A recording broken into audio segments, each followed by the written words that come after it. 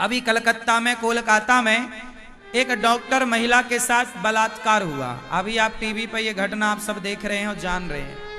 एक आदमी कमरे में घुसता है, अस्पताल के अंदर एक लड़की जो अपना काम पूरा करके सो रही थी, अपना उसके कमरे में घुस करके एक शराबी उसके चश्मे को तोड़ता है, उसकी आंखों को फोड़ता है, उसके जिस्म को नोचता है, उसके साथ बलात्कार करता है और उसके शरीर को काटने की कोशिश करता है, उसके गुप्त अंगों पर प्रहार करता है और बहुत निर्मम हत्या कर देता है। बलात्कार करके वो चीखती रही, चिल्लाती रही, कोई ना सुना। एक घटना भी घटी। अब बताओ उस बेटी के साथ वहां कौन था? क्या पुलिस आई? क्या लोग आए? क्या लोग आएंगे? क्या पुलिस आएगी? इसलिए आप अपनी बेटियों को इस लायक तो बना दो कि कल को कोई उन पर हमला करे तो एक दो से वो अकेली डटकर सामना कर सकें, लड़ सकें, अपनी रक्षा कर सकें। झांसी की रानी नहीं बनाती हो ना बेटियों को। जब तक तुम्हारी बेटियां झांसी की रानी नहीं बनेंगी तब तक ये बलात्कार होते ही रहेंगे। तुम कितनी भी डिग्रियां दे दो बेटियों को, पर डिग्रियों से सुरक्षा ना होगी। यदि डिग्रियों से सुरक्षा होए तो उस लड़की के पास तो डिग्रियां थी, वो तो ऑलरेडी सरकारी हॉस्पिटल में काम कर ही रही थी, लेकिन उसके साथ दुराचार हुआ। हैवानों की तरह सामने वाले एक पुरुष शराब के नशे में पेश आया। सोचो उसकी आंखें फोड़ दी, कितना कष्ट हुआ होगा जब उसकी आंखें फोड़ी गई होंगी। और वो चीख रही है, आंखों से खून गिर रहा है, और वो आदमी उसके साथ दुराचार कर रहा है, बलात्कार कर रहा है। उस अवस्था में जब आंखें फूट चुकी हैं, उसका चश्मा लगता था उसे, चश्मे के बिना वो देख नहीं पाती थी। चश्मा गिर गया, चश्मा में एक मुटका मारा, एक घूंसा मारा तो चश्मा टूट गया। चश्मे के कांच आंखों के अंदर चले गए और आंखें खत्म हो गई। कितनी पीड़ा और कितनी दर्दनाक वो हत्या रही होगी। उस दर्द से भरी एक लड़की के साथ कोई व्यक्ति उस अवस्था में बलात्कार कर रहा है। जरा सोचिए कि इंसानियत आज कहां है। किस तरह व्यक्ति इंसानियत से गिरता चला जा रहा है, किस तरह व्यक्ति रास्ता भटकता चला जा रहा है। इसलिए आप सबको अपने अपने बेटों को कम से कम नारी का सम्मान करने वाला बनाना चाहिए कि बेटा नारी का सम्मान करो। यदि हर माँ अपने बेटे को नारी का सम्मान करने वाला बनाती और सही शिक्षा और सही संस्कार देती तो क्या आज ये घटनाएं होती? बेटियां आखिर जाएं तो जाएं कहां? कमरे में हैं तो वो असुरक्षित, घर में हैं तो वो असुरक्षित, चौराहे में हैं तो वो असुरक्षित, फिर कहां जाएं? इसका एक ही उत्तर है कि जहां जाएं झांसी की रानी बन करके जाएं। घर पे रहें तो भी तैनात रहें। आजकल बेटियों के साथ जो अत्याचार की घटनाएं बढ़ी हैं, केवल संस्कारहीन समाज का निर्माण होने से ये घटनाएं बढ़ी हैं। यदि हर बाप हर माता अपने बेटों को संस्कार देते, राम कैसा संस्कार लेकर आए हैं। राम के सामने भी एक महिला आकर खड़ी होती है, हमसे ब्याह कर लो। रावण की बहन सूपनखा, क्या राम जी ने उसे टच किया? वो तो ऑफर दे रही है कि हमसे मिलो, हमसे बात करो, हमसे विवाह करो। एक तरफ राम है जो ऑफर देने पर भी उसे स्पर्श करना नहीं, देखना भी नहीं चाहते, और दूसरी तरफ रावण है जहां सीता मां के ना चाहने पर भी जबरदस्ती पकड़ करके विमान पर बिठाकर रावण लंका ले आता है। एक तरफ राम के संस्कार हैं, एक तरफ रावण के संस्कार हैं। आपको निश्चित करना है कि आपको अपने बेटे को राम के संस्कार देना है या रावण के संस्कार देना है। संस्कार से ही कोई रावण बनता है और संस्कार से ही कोई राम बनता है। राम और रावण यहीं आकर के बनते हैं। ईश्वर तो सबको एक सा भेजता है। अच्छे और बुरे कर्मों से कोई राम और रावण बन जाता है। इसलिए इस दुखद घटना को जब हमने सुना बहुत पीड़ा हुई, बहुत कष्ट हुआ।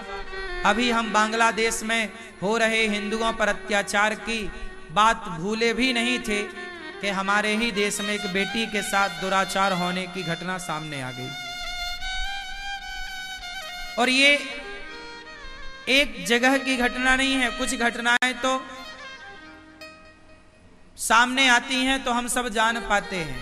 ऐसे ना जाने कितनी घटनाएं होती होंगी और वो ना आपके और हमारे नजर में आती ही नहीं होंगी। कितनी बेटियों को किडनैप करके बलात्कार करके किस तरह से उन्हें मार दिया जाता है। कितनी घटनाएं, सैकड़ों घटनाएं जब घट जाती हैं तब कोई एक आध घटनाएं समाज के सामने आ पाती हैं। इसके लिए तैयारी आपकी हो और सिर्फ एक ही तैयारी है, अपनी बेटी को इतना मजबूत बनाओ कि कोई उसकी तरफ एक बार देखने के पहले 100 बार सोचने पर मजबूर हो जाए कि भाई हम किसकी ओर देख रहे हैं, किसकी ओर गलत नीयत डाल रहे हैं। बनना पड़ेगा मेरी बहनों, मेरी माँ। यदि भोली भाली स्त्री है, यदि स्त्री राधा है, यदि स्त्री सीता है, तो दुर्गा भी स्त्री ही है, काली भी स्त्री ही है। महिषासुर को किसने मारा था? आज यदि समाज महिषासुर बन जाए तो फिर स्त्री को भी दुर्गा बनना पड़ता है, काली और महाकाली का अवतार लेना पड़ता है, वरना इसके बिना काम ना तब बना था ना आज बन रहा। इसलिए बार बार हम ये बात कहते हैं, जरूरत है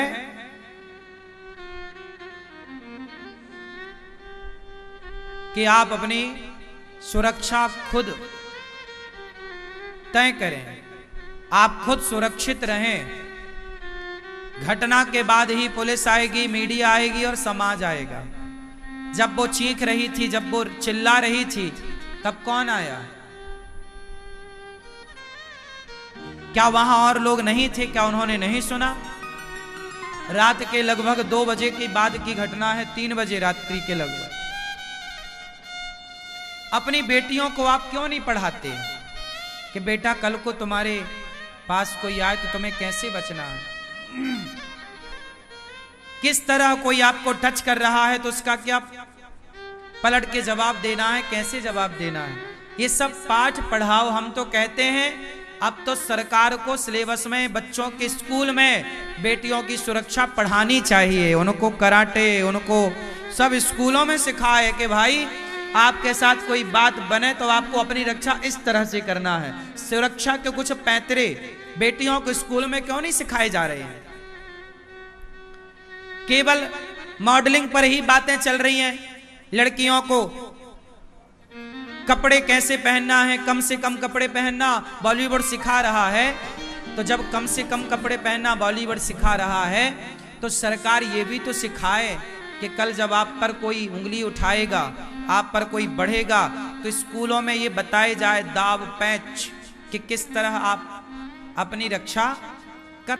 कहीं भी आप चले जाओ, आज आपको आपकी सुरक्षा की जरूरत आपको ही है। आपकी सुरक्षा समय पर कोई आकर ना करेगा। आप मजबूत हैं तो अपनी रक्षा कर लेना, मजबूत नहीं है तो फिर जो हो रहा है वो तो हो ही रहा है। आप में से कितने लोग ये इस बात से सहमत हैं कि हर स्कूल में आधे घंटे की क्लास बेटियों के नाम लगनी चाहिए, कि बेटियों को दाव पैंच सिखाए जाएं, कराटे सिखाए जाएं, उनको मजबूत बनाया जाए। स्कूल में ये तैयारी शुरू हो, 5वीं क्लास 6वीं क्लास से ही बेटियों को एक कक्षा लगाई जाए कि भाई तुम्हें आप ये भी सिखाएंगे। क्या इसकी आवश्यकता नहीं है?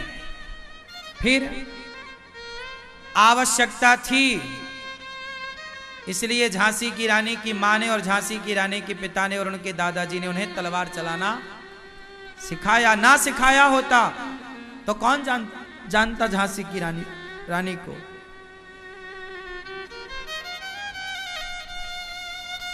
इसलिए कहता हूं सिखाओ ताकि ये घटनाएं ना हो। बड़ा कष्ट पहुंचा इस घटना से, आहत हुआ मन, दुखी हुआ।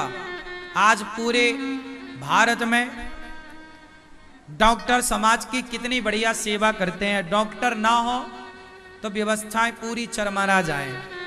तो वो डॉक्टर जो हैं, केवल डॉक्टर नहीं, भारत के प्रत्येक बेटी और प्रत्येक नागरिक की सुरक्षा होनी चाहिए। डॉक्टर ही है इसलिए नहीं, कोई भी सामान्य लड़की हो, मजदूर की बेटी हो या रिक्शा चलाने वाले की बेटी हो, किसी भी घर की बेटी हो, बेटी की सुरक्षा तो होनी चाहिए। चाहे वो डॉक्टर हो, चाहे वो वकील हो, चाहे वो इंजीनियर हो, बेटी की रक्षा तो होनी ही चाहिए।